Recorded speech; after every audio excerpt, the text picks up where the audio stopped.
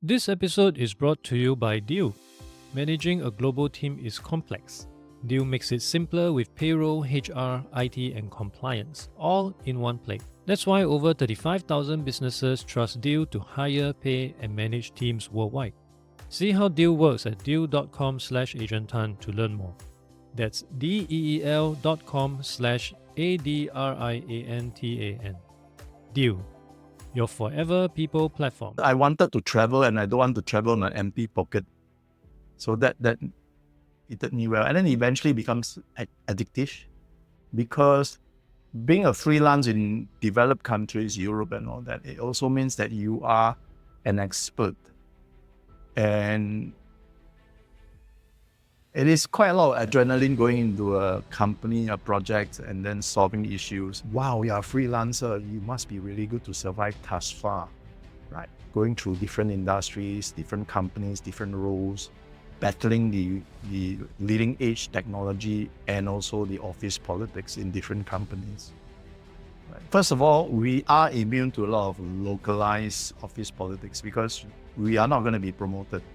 So I tend to tell them, look, I'm not going to get promoted. I make jokes about it.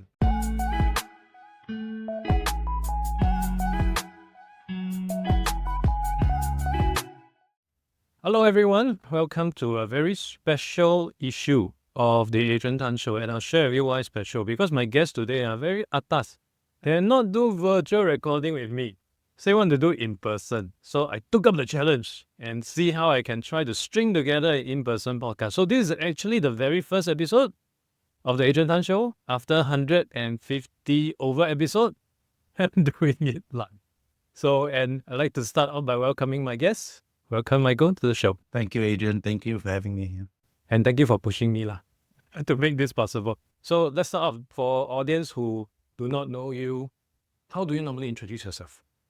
Well, I'm Michael Chua. I'm an actor. I direct some films as well. And otherwise, I'm also a technologist in cybersecurity. Yeah. So you're a technologist as well as an actor. That is not the Venn diagram people can usually imagine. So let's dig a bit deeper into that later on. We actually got to know each other through the portfolio career WhatsApp group. Having said that, when we had a discussion over at coffee shop, I realized you're actually the OG of whatever term they used to call it last time, freelance and etc. And in fact, actually, you have an issue with the term portfolio, which we can touch about it later on. But before we go into that, I think let's touch upon your personal journey. How did you arrive to what you are doing today? Can you bring us back in time? And for Singaporeans like us, it always starts after NS. I think for my life, whenever I want to do something and I find it's worthwhile, I'll do it. I don't really think of the obstacles because I always believe that the obstacles can be finally cleared. And during NS, during some of the boring, loud times, soldiers, we would be talking and some of us suggested that we should go overseas for studies. And then we did. At that time it was cheap, so we chose Newcastle, Australia. And I did civil engineering there because as a child, I was always amazed by the construction of bridges and dams and all that. So I took up civil engineering. It was very challenging, it was tougher than I thought. The mathematics that we have to go through after 2.5 years of running up and down the hills in national service. It was very difficult actually for us to just sit down and focus on studying. But we managed that because we spent our own money. It was quite painful. The Australian dollar was $1 to $2.50 Sing dollars. And even drinking a cup of coffee, which cost $2.50, you imagine it'd be closer to $8 or something like that. So even drinking a cup of coffee, we would think very hard whether we can afford that cup of coffee, let alone a pint of beer. It was really slowly sip. Yeah, so that was very hard time. The university those days were still very tough because they were government funded. If it's government funded, the lecturer seems to think that they have a free ticket to fail any number of students they want. And in Physics 1, I think 51% or 50% people just failed Physics 1. The Singaporeans all passed because after national service, we realized we have already lost 2.5 years. So we did extra hard. I think 2 to 3 years extra, makes a big difference during that stage of life in terms of maturity and responsibility.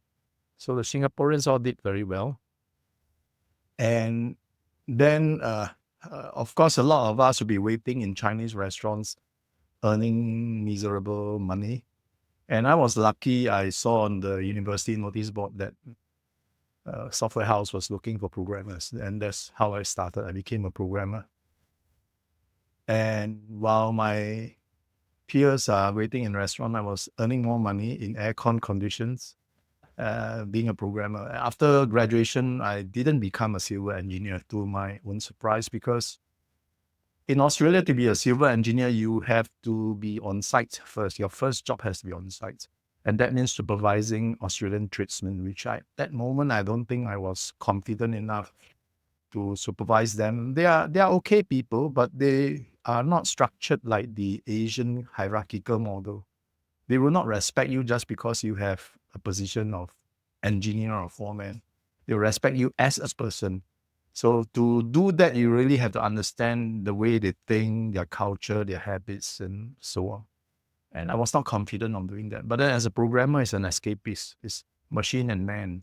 And I was very good at it. My productivity was probably 2 to 3 times that of my colleagues. And that went on very well. And one day I was seeing those industry newsletter, and I saw that in London, they paid even more, a lot more. And I, as usual, then I decided, okay, I'm going London. So I went to London from quite far away. I just went to London, and when I reached the airport, I realized, oh shit, I didn't have somewhere to stay. I don't know anybody. I don't have a job. I have limited money. I have £1,000 of cash in my pocket. Well, cash is a check. £1,000 and a couple of loose cash in my wallet. And that was it. And I was giving myself maybe 2 months. To drag £1,000 for 2 months was quite tough. And I gave myself that amount of time. And it was hard. And again, eating instant noodles and bread and butter, basically just plain bread, eating in a tiny bed and breakfast room in King's Cross, which was very notorious, cheap, dirty. You get streetwise very fast living in areas like this. And from there, I managed to get a job in Bath in West Country. And I think once you get that started, then the rest is easier. And one thing after another, after Bath, I went to Lancaster, then I went over to the continental Europe, Brussels, Holland, Luxembourg, Germany.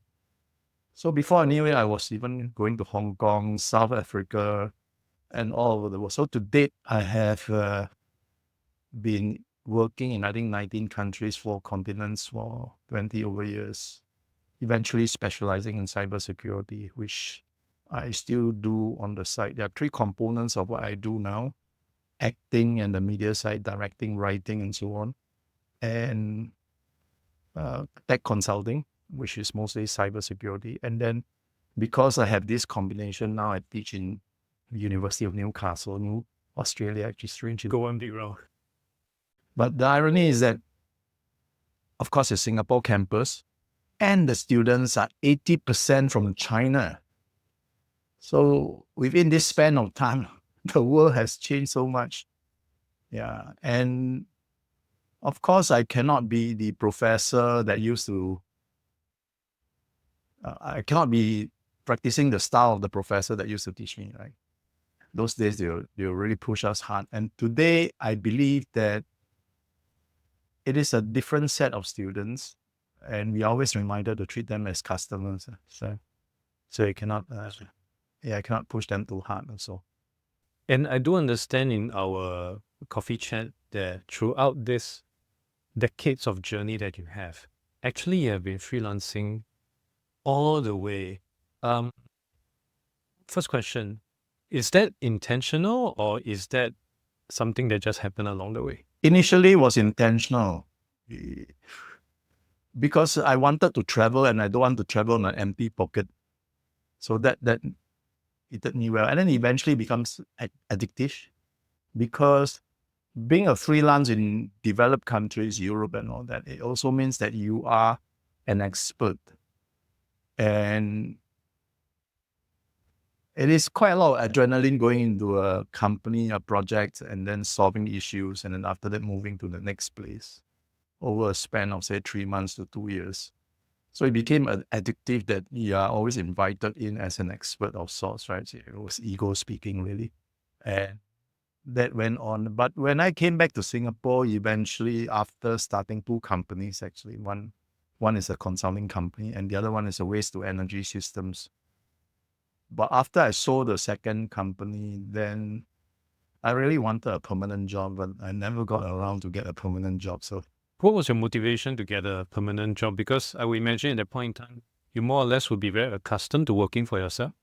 it is, I'm still is, and probably that's why I can't get a permanent job. I suppose fatigue, it's very, very, very tiring. I mean, speaking like this, wrapping up a journey of 20 over years is easy to talk, but if you actually do it, it's really, really tired. I mean, there are times when I drive 5 hours from Germany to Brussels, where I have a house over the weekend. I finish the work at 4 p.m. Friday, then I'll be driving back from Stuttgart to Brussels.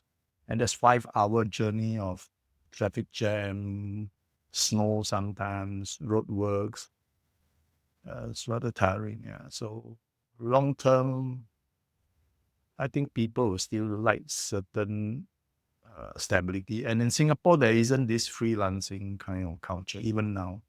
There's hardly any. So I recognize that I cannot get there. So I tried looking for a permanent job, but no, it didn't happen. But to that point, don't you also think that at least nowadays, job security is a myth? There's no difference actually. And I suppose some employers, they can feel my vibe that I'm maybe too much of a life wire to be given that job, which may or may not be true, because I can be life wire and still be on a permanent job, right?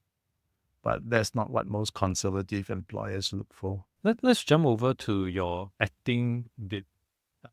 When I first got to know you, know that you're an actor, immediately I was just thinking, maybe some caliphate lah, the big actor lah. Then I go and do some research and realize, wow, I got win an award one. Yeah, xiao now it's a legit real deal. Before we touch on that, how do you even get your foot in the door to begin with? It's a boat out of the blue. I got a message from online. I think that director found my photograph on Facebook and somehow felt that she said it was her gut feeling that I could deliver the role and asked whether I was interested in the role. And out of curiosity, I said yes. And when I started, she was very generous with her compliments that I'm good and I should take up acting seriously. And not knowing any better, I believe her. At that time, if she had said that, your acting sucks, please give up, I wouldn't have mind, right? I mean, it's neither here nor there for me. So I believe her, and it went on. And therein lies the importance of telling an honest positive to a person. See how far this honest positive has taken me, right? It has. Now I have over 400 productions. I stopped counting. Over 400 productions in the last 15 years. I won several awards, and I have numerous videos and short films gone viral to the orders of 3 million to 30 million views. Yeah. So this is totally not planned. It's not like I'm a master planner. I knew this is going to happen. I just moved from one thing to another. First, from civil engineering to programming to cybersecurity to freelancing all over the world, then coming back and going into acting. And then eventually, I thought that maybe I should get into producing my own content, and I did. And that I have also won some awards behind the camera now. Yeah, it was a good adventure because telling stories is primarily what I want to do. It's either through acting or writing or directing or putting everything together as a producer. But one common thread I do see among these two endeavors is you said yes to things which may be very new to you at that point in time. And because you said yes as a civil engineer undergrad to software programming to going overseas altogether, which probably is very new to you, and also saying yes to acting, which at that point in time was also very new to you. Did that propensity to say yes come naturally? Yes, definitely. That's what I was going to into. For me, there are times when something crossed the mind and there's a spark. There's a spark that happens, and whenever now I get to recognize this spark very well. Whenever something comes through my head or presented before me, and there's a sudden spark, very spontaneous spark, that is something definitely I have to catch. And it's not so easy to catch. Sometimes you're daydreaming, you're not so attentive, so you miss that spark. But I believe this spark happens to everybody, whether you are attentive to it, whether you are clear-headed to spot them or not is something else. And then after that, to have the belief in yourself to do it. And I've done all this. I might have missed a few sparks. But on the flip side, has there been an instance where you noticed the spark, you said yes, but it did not turn out well? No, never. Doesn't always work the first time, but you always have this fervent belief somehow that it's going to happen. So it didn't happen. Then say, no, actually it's still good because this. And you go that direction and it got better and better. Yeah. My first film wasn't good. I mean, I was raw. I was not used to the camera and that wasn't good. And by the fifth film, Hentak Kaki, which is the story of a disgruntled sergeant major, a warrant officer. And that audition, somehow after the audition, I was totally energized. Every cell of my body is energized. This is it. Why? I don't know, but I definitely knew that it was it. And then during the production of Hentak Kaki, it's a student production, it's slow. And we were using the XCID headquarters in Pearls Hill. It was already a disused building, and they have to sweep clear the dust, and it was no aircon. I was wearing the full army garb. It was so uncomfortable, and they're slow, and to me, it was a bit silly doing some of the things they did. I never knew that it would be such a successful short story. I mean, it went viral. You ask any NS man now here in Singapore, they probably know about it. It won several awards. Yeah.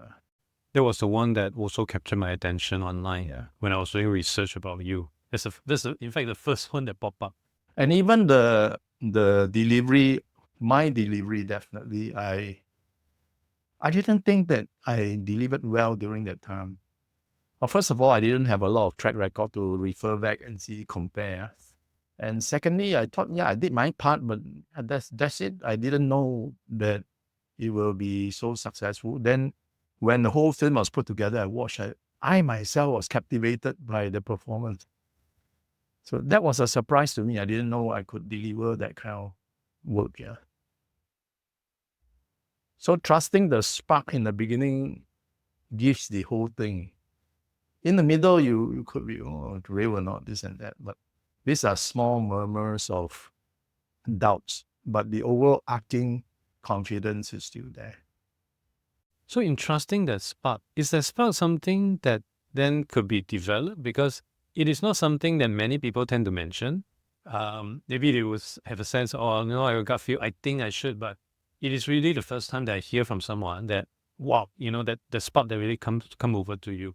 If you are not naturally born with it, do you think there's some? Not all of us are naturally born with it.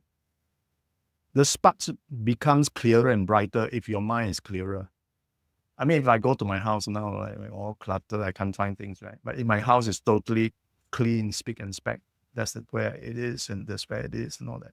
It's the same thing for such spark. If your mind is very clean, very clear, every day you wake up, the first thought is usually a spark, by the way. But we miss that few, even sometimes split second, we miss that sometimes. But normally when I wake up, it has never failed me, that spark. The intuition is very strong. And I'd like to jump over to, of course, the name of the chat group that we actually come together in, the portfolio career fractional, whatever they call it. And I do recall in our conversation, you were like, what the hell is this fractional thing? Because it is just at least from a perspective, it seems to be just changing a label of a jar. Yeah. Or what's your perspective on that? Well, it's old wine in new bottle. They call what they want, but to me, they are freelancers. Yeah. And why do you think then people even want to invent this? People invent things so that they can sell better.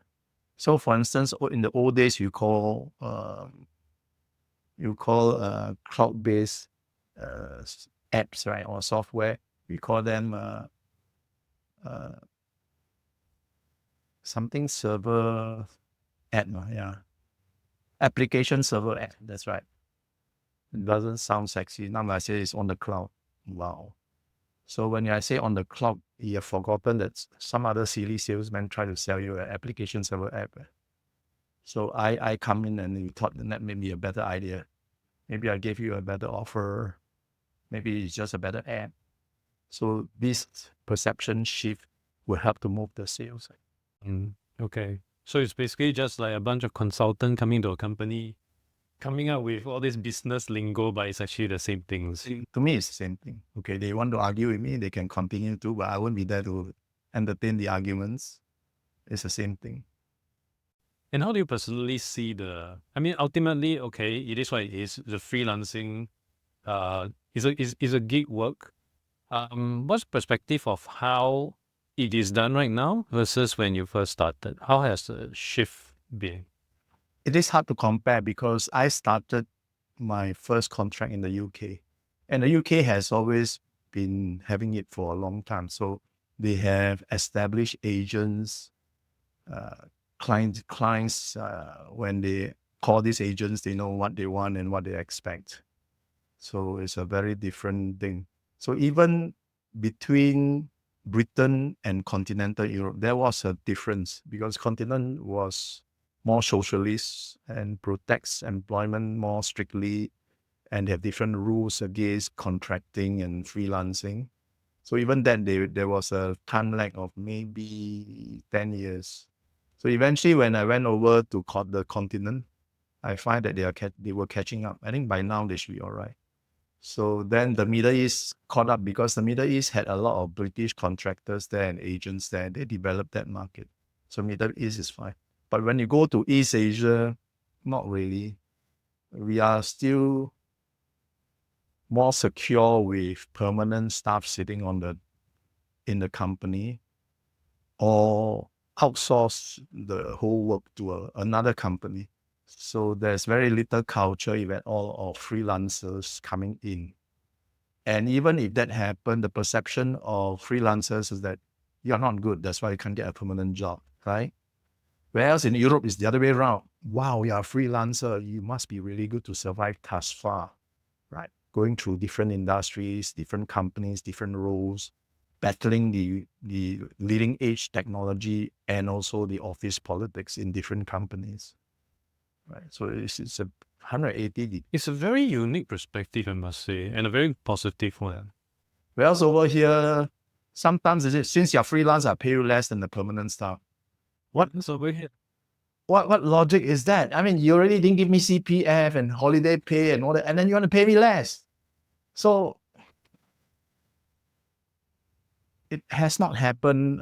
The bunch of people in Portfolio Careers Asia would check. They are attempting to make it happen, and I take my hat for that. They're attempting to make it happen. Maybe circumstances have changed as well because social, political, economic situations change rapidly now. Technology very disruptive now. So companies, they are also compelled to think of stretching and hedging their bets by getting freelancers in. But Singapore is very small. To have a freelance market, the economy market size has been maybe 10 times as big and the same level of development. So if you lump in Malaysia, Indonesia, maybe it won't work because they're in a different stages of development than us. So if you have Singapore stage of development, maybe 10 times, you can have a market starting. Otherwise, I think it's difficult because if you have an agency starting here and they're not selling much, eventually they close that office and move away. I spoke with a couple of people. First one actually told me that, interestingly, Vietnam is working out very well for him. And in fact, they're willing to pay above what people in Singapore is willing to pay because the the deficit of skill set is huge. So they're willing to pay a premium. So Vietnam, interestingly, is a great market for him.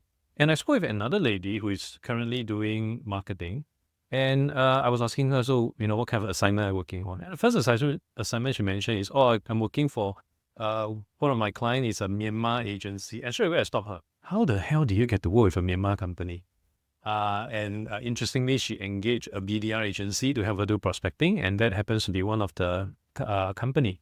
And I think this dispelled my perception always that, Singaporean, we are expensive. Most likely only Singapore companies can pay. But interestingly, companies in Myanmar, in Vietnam, and potentially many others might still be willing to pay the premium if you're willing to, look outside. Yeah, it's demand and supply. My highest pay ever was in Malaysia. So it's demand and supply. At that time, they were starting the first e-bank in Malaysia, and they didn't have a security consultant, or did it? Bank Nagara was pushing them hard, and they poached me from London, from Barclays Bank. So I flew business class rapidly over and sort things out and all that. Yeah, so it doesn't mean that if you're not developed, the pay will not be high. I think the converse is probably true. Singapore is very competitive in that sense that we are not only small but compact. So across the road, I know this guy who is cheaper, then I'll take him, right? Maybe 50 cents cheaper, I'll take it. Right? It's very different. There isn't that information arbitrage lah, because we all know each other so well. It's so cool. Okay, to start paying for things high, right? To start paying more for things, you need to understand that thing, right? If you don't understand that thing, you're not willing to pay for a lot. And a lot of hiring managers here, they don't really understand what they are paying for. So they think, well, India cheaper or Vietnam cheaper. It's always cheaper, cheaper, cheaper, cheaper. So what game are you in? Are you in a game of cheaper, or are you in a game of excellence and innovation? So if it's excellence and innovation, it's quite unlikely it'll be cheaper and cheaper, right?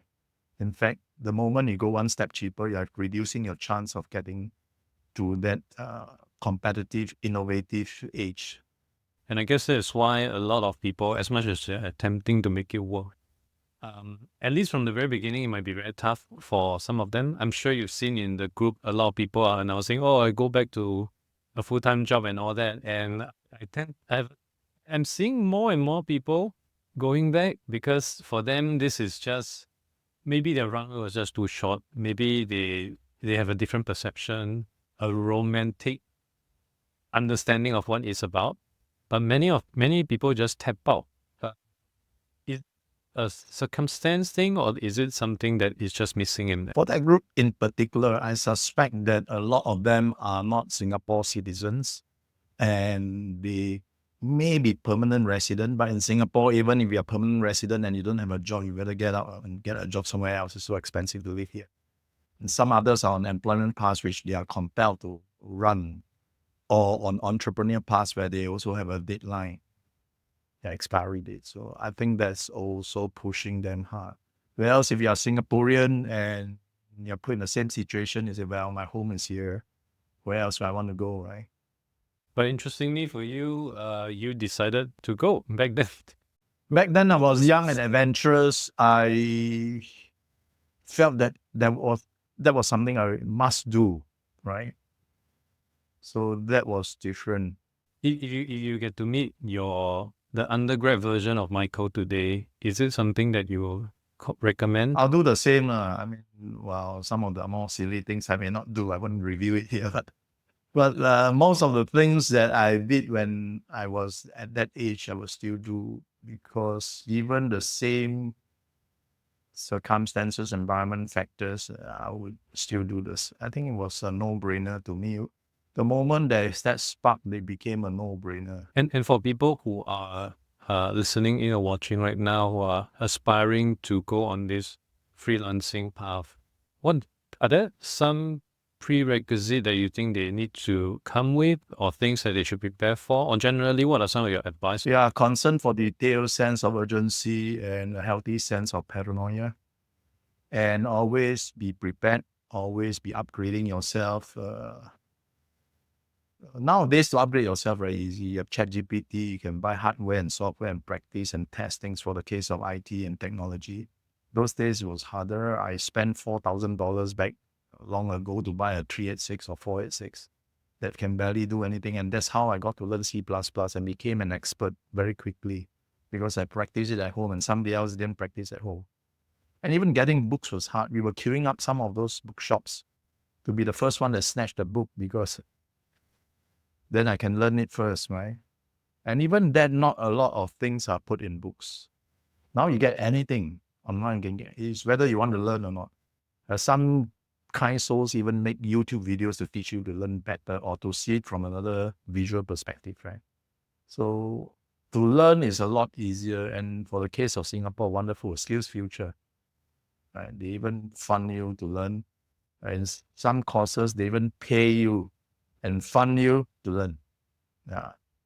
So with that viewpoint and as a seasoned freelancer, where do you think are pockets of opportunities then people should try to look towards? I do understand, of course, I'm not saying that, oh, if there's opportunity there, it's easy for you to make the pivot, but at least some people may have a sense that, okay, if it aligns with me and that opportunity is there, that might give them extra weight to their consideration of going freelance. The opportunity is outside Singapore. In Singapore, they go for cheap, young, and willing. And so far, our immigration policy has been very liberal in bringing the cheap, young, and willing. Right now, by the way, these immigrants or employment immigrants, when they get old, they suffer the same thing. They're no longer cheap, young, and willing, right? Or maybe still cheap-ish, but definitely not young and willing because they have families and so on. So that wouldn't work. It's not a system that's sustainable. The government ought to think over it seriously. I know they have other people to keep happy with. For example, small and medium enterprise, they cannot afford those kind of fees for an IT person, for instance, and they will have to bring in cheap, young, and willing to satisfy them. But really, that even doesn't work because why is the SME needing an IT person? Right? Why can't they just buy ready software? So there are also government agencies helping them for free to choose software. So a lot of stuff they do not know as well. So do we want to have more SMEs spending less money to produce crappy products that sells to nobody and then eventually falls out? Right? Sometimes the ruthlessness of the market can do a cleaner and faster job. They're not nice things to say. Right? Well, but it is the truth of what is happening right now. So if we look at outside of course, this may not age well, but given where we are right now, it's 2035, and you mentioned outside of Singapore. Outside of Singapore is still very big. Directionally, if you have to start from scratch, you can turn back time and start from scratch. Are there any direction that you will look at, or even better, specific location? ASEAN has a lot of opportunities. So if you are not so daring, look at ASEAN. There are also the Central Asian countries. I think they are quite lacking in skills, but the market is also small. But that said, their countries are so big and things are probably so cheap as well. So it's a different lifestyle. Actually, lifestyle is quite attractive. I went to Kazakhstan and all those places before. They are very nice. The kind of steak, the beef steak is so fresh and so cheap. So you have to look at it from those perspectives and not compare to Saudi Arabia pays me more. Right? I mean, over there, maybe 1,000 Sing, you maybe get a 3-room condo or something, right? So lifestyle perspective is also very important. Yeah, it depends on what that freelancer wants to do. If it's only money, then I don't know, become an insurance agent or real estate agent, right? So if it's not money a little bit, it helps. But I want to do what I love because I'm the creator type. I like writing programs. I like creating technology products. Or I just want to have fun. If I can get away with doing no work and have fun, I'll do it. Different combinations of who you really want to be. So with your current freelancing on the cybersecurity part, you also do acting and you also do teaching. It seems like you have quite a number of plates to balance. How do you manage your time and what's a typical day like for you? Well, thankfully, not everything is running at full speed now. The economy isn't that good. So teaching, we are quite a good educational center for people around ASEAN and East Asia to come over to study. So that is quite steady. Acting, I am lucky. A lot of my friends do not get as many gigs as I have. I get about 3 to 4 a month, which is super good. My friends will start hating me when they hear this. And the consulting in Singapore is zero. So my clients are in the Middle East. And thanks to COVID now, they trust that you work remotely. And even that you have to manage, it comes up and down. I think tech is also suffering quite a bit now. So if everything goes on full speed, then I don't know how I'm going to manage. Say suppose I become a lead role in a movie, and then teaching, they want me to teach 20 hours a week, and then they want me to be chief security officer in a multinational. I'll be dead now. It'll be a happy problem. I haven't reached that yet. So it haven't happened. So my day is not too bad. I wake up, I make sure I have my workout and exercises, unless it rains, because I don't like the gym to be enclosed. And after that, I'll be checking through my emails and basically hustling until about midday or 1 o'clock. Yeah. And then usually I have appointments or real work to do. And that will take me till quite late, actually. And sometimes evening, they say, can you send this by this time and all that? So you end up working quite late. And I usually wake up early in the morning. So for your teaching gig, I think it's relatively stable, I would imagine, with the number of hours of commitment per term, per sem, and all that. Acting, I guess that is something, unless we have any audience who's keen to explore acting, I think it's a bit hard to replicate as well. On the consulting aspect, which I think may be a bit more closer to some of the people who are in the group, how do you go about doing your business development or prospecting? Or is it just purely your reputation is so good that people would just... Well, my reputation is okay, but I know a lot of people for a long time, so the trust is there, and by word of mouth, they reach me. Yeah.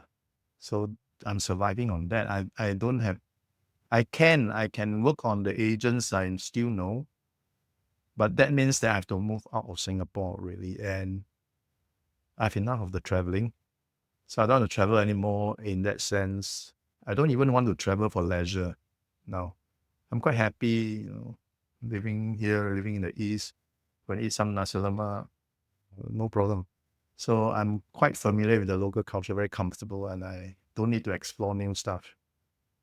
Yeah. So if I move out of Singapore, I cannot do acting. It's unlikely that I'll be able to do acting. Say the places that will give me work is probably continental Europe.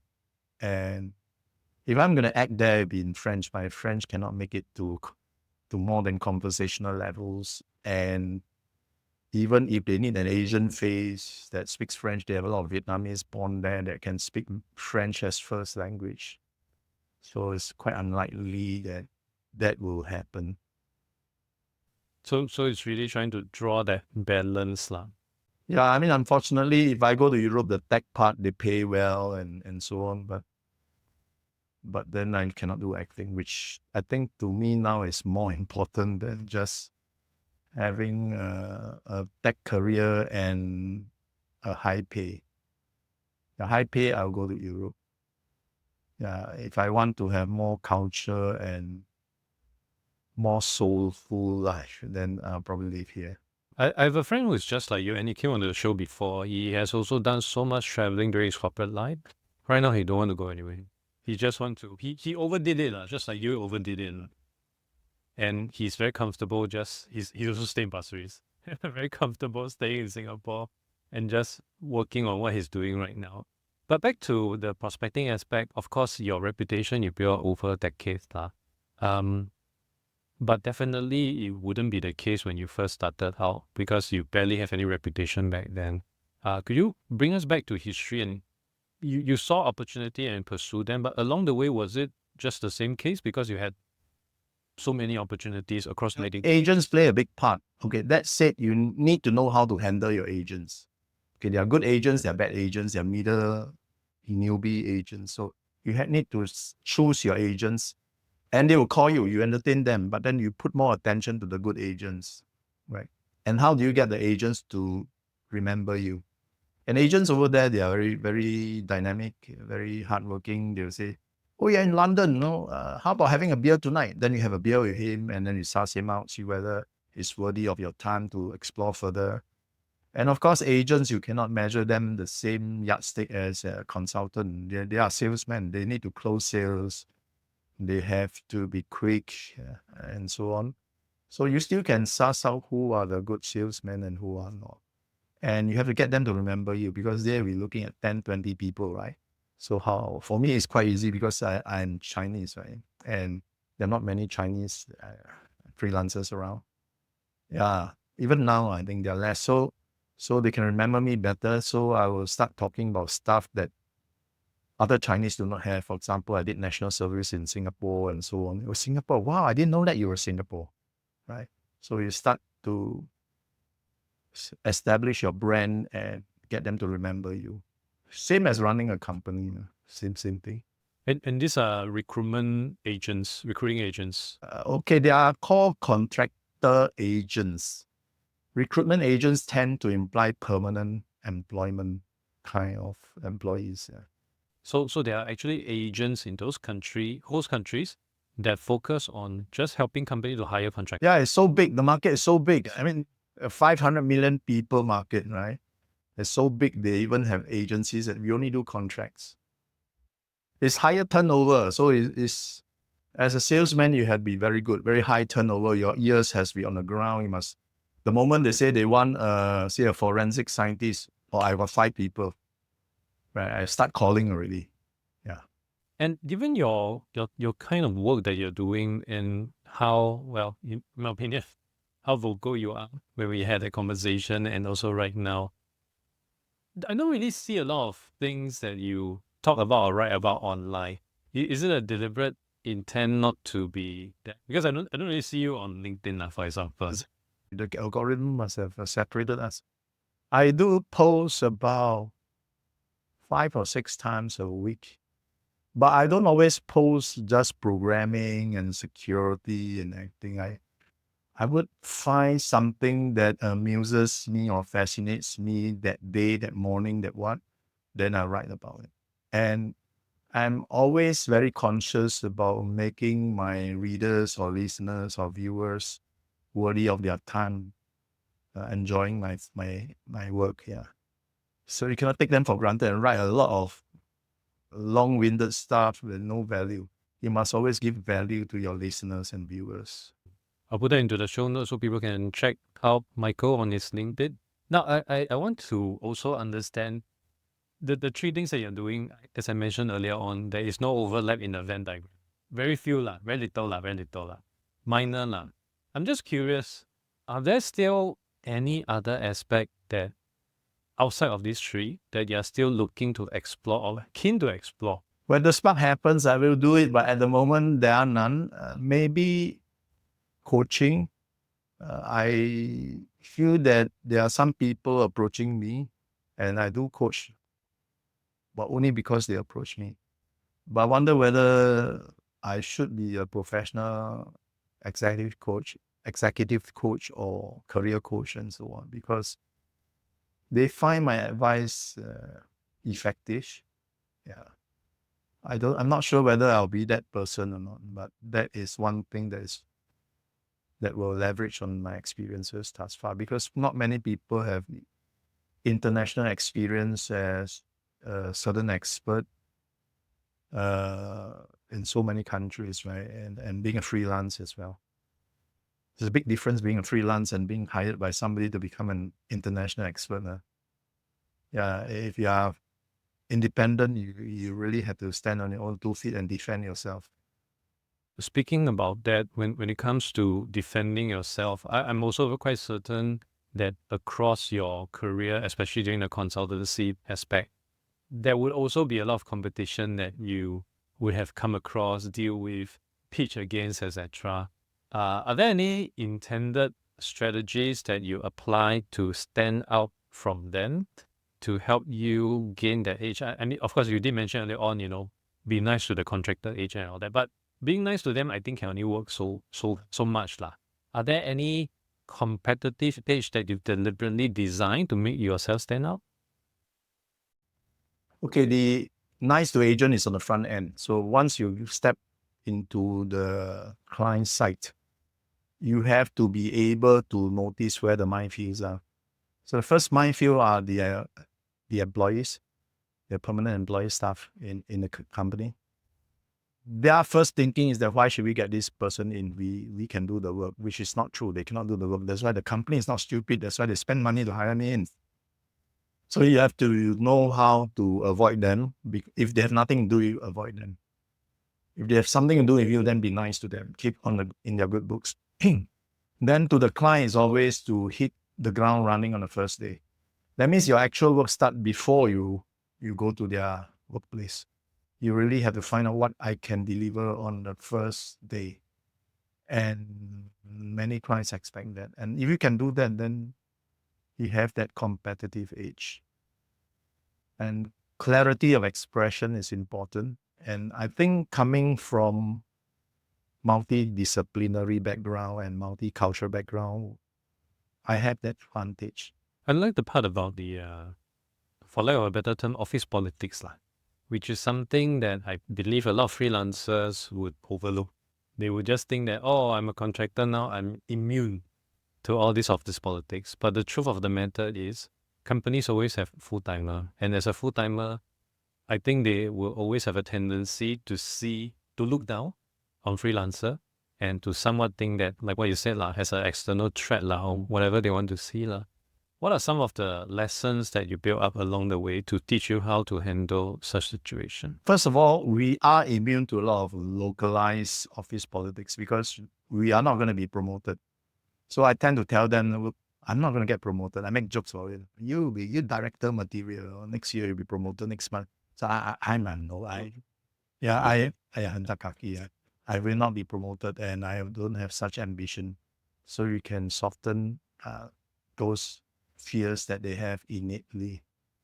Then they will always tell me, always, wow, but you earn so much money, twice my pay. I said, yeah, it's great, isn't it? Why don't you do it? Yeah, but the security, exactly. There are times that I don't work. That's where my extra money goes to. Then they understand it better.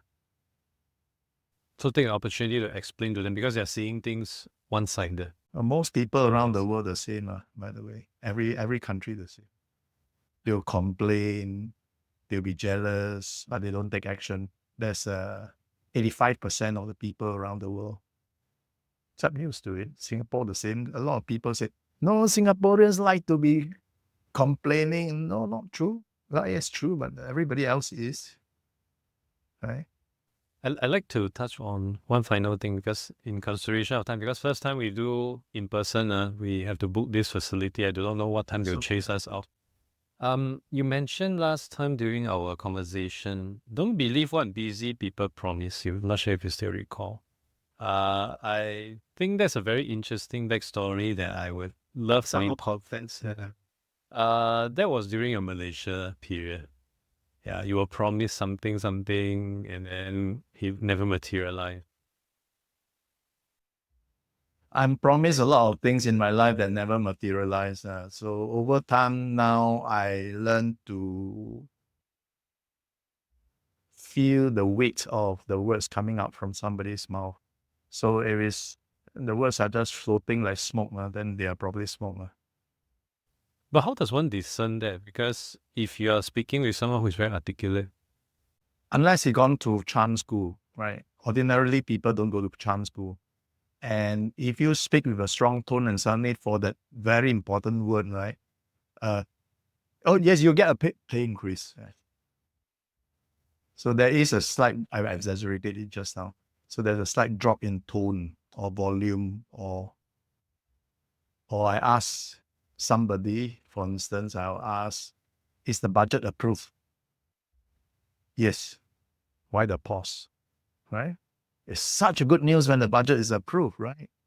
That 1-2 second pause is not noticed by most people, but over time you learn to notice this effectiveness or lack of effectiveness of words. I think that's a great point. And of course, body language is something that I think even today, school doesn't really teach you. It's something that once you get into the deep end of the pool, i.e. in the work environment, then you organically start to learn whether in the right way or wrong way. Acting does teach you. Acting and drama teaches these things because during rehearsals or auditions, we are always tasked to do the same scene in different emotions. And sometimes they say even different emotions to imply different things. So we practice this thing. For instance, I can give you a sentence like, I know what you're talking about, but I can be blunt too, right? I say it in a very neutral way, right? And now I can say it in a very sarcastic way. I know what you're talking, but I can be blunt too. Right? The feeling is different. So I'm exaggerating it again. So even I love you, right? I love you in the heights of romance and all that is different from after a bitter quarrel, after 10 years of marriage, right? So it'll be very different. And actors, we learn to do that. In fact, I conduct classes called Acting to Manifest because it is believed that if you have a vision and you want to get there, it's not just the visual and audio clarity and all that. You really have to have that emotion to fuel your journey. So it's more of a actualizing a vision kind of thing. It's the fuel. Emotion is actually energy in motion, right? So without the fuel, you cannot. Every morning, if I wake up, I'm a billionaire. No emotion. I don't even believe it myself, right? I mean, I'm even not going into belief and all that yet. But first, you must believe, you must have clarity and so. But after that, you still need to have the energy. Have you been a billionaire before? You haven't. So how does that feel, right? So if you don't know how a billionaire feels like, then maybe you could hang around a few millionaires, and find out and absorb their vibes, right? It's resonance. Then you get used to that feeling and emotions of a billionaire, right? That's really interesting. I never thought about how acting can actually lead to this. Where can people find out more about this? Is it taught at the same school that you're teaching right now? No, it's my private classes. I charge quite cheap actually. I charge quite cheap because I want people to learn things rather than me scraping off a lot of money. Yeah. Okay, maybe you can send me the notes, the link. I'll put it into the show notes. And with that, Michael, thank you so much for coming onto the show. Thank you for pushing me to make this happen. I hope it all work out well later on when I do the QC check. You are on LinkedIn. I'll add that into the show notes for people who may be keen to check you out on what you've done on acting so far. What are some of the one or two videos that you would like to direct them to take a look first? Hentak Kaki, where it is about a disgruntled warrant officer who injured his knee. Gift, which is about a misunderstood Karanguni father. Oh, okay. How do you spell it? Gift, Gift. That has numerous 30 over million views. Yes. And both are on YouTube. Both are on YouTube, or if you want to watch more of my films, then you just have to Google my name, Michael Chua, actor. And you'll probably lead you to various playlists on YouTube. Okay. I'll find that out and add to the show notes. Michael, thank you so much for coming. Okay, thank you.